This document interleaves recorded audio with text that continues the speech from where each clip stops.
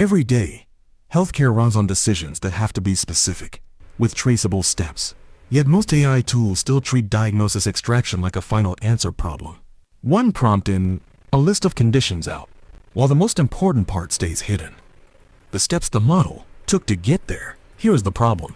Diagnosis extraction is a long horizon task.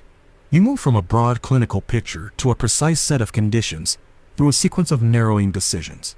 If those steps are implicit and black boxed by the model, you can end up with outputs that look polished while quietly missing what matters, like clinical details that shift the diagnosis or related conditions that change how a case should be understood.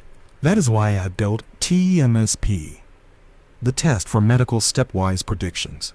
Using ICD-10 as a clinical diagnosis scaffold, the hierarchical ontology and its relationships impose real constraints on how to move around a clinical diagnosis pathway, forcing progression from general to specific, while encoding the lateral links and contributory conditions that matter in practice.